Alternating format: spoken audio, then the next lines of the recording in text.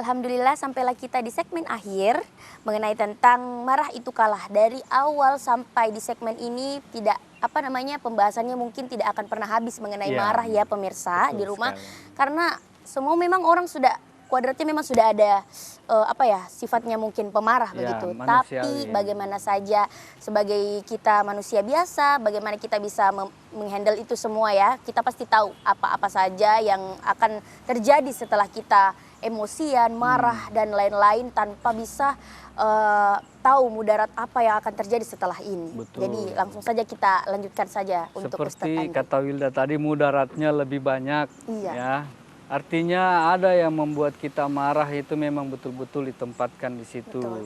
Kadang-kadang dalam kehidupan sehari-hari ini, baik itu dari pekerjaan, aktivitas di jalan maupun di rumah, kadang-kadang kita harus menyadari bahwa ada hal-hal yang sebenarnya kita bisa manfaatkan tentang marah. Ada tuh manfaatnya marah. Ada Ji untuk memberi semangat orang agar tidak berbuat kesalahan, memperingatkan sesuatu bahwa hal itu tidak boleh dilakukan, itu memang manfaat marah.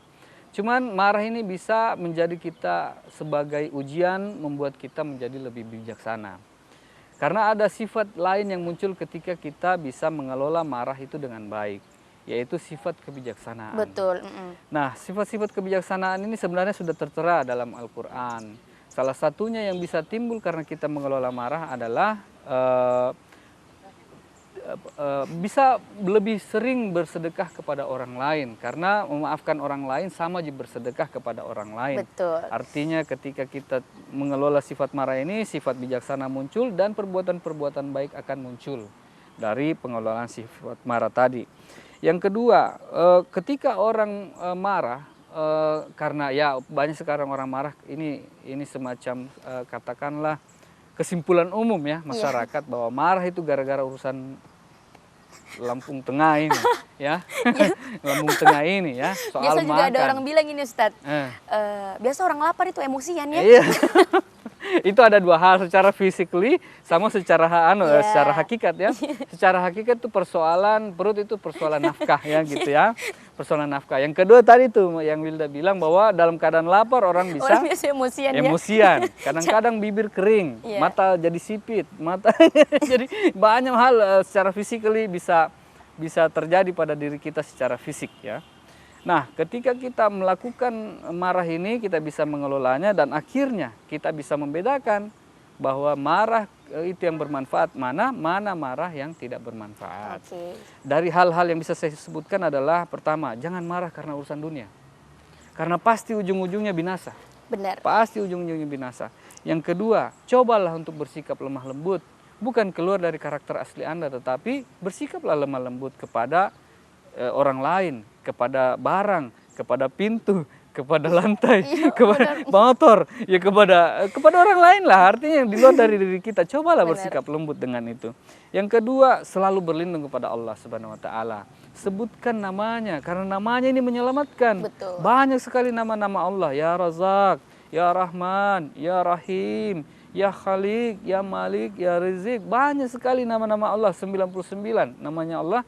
Dan kita bisa sebutkan untuk menahan amarah kita.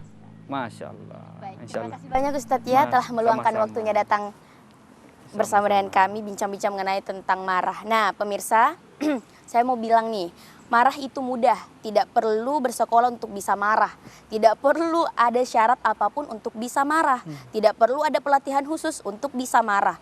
Marah itu emosi yang wajar dan pasti dimiliki oleh semua makhluk hidup. Jadi semua yang hidup pasti bisa marah. Tapi bila tidak dikelola dengan baik, pasti berpotensi merugikan diri sendiri. Saya Wilda Izzatul Yazida, pamit undur diri. Sampai ketemu di episode selanjutnya bersama dengan ustadz-ustadz yang lain. Assalamualaikum warahmatullahi wabarakatuh.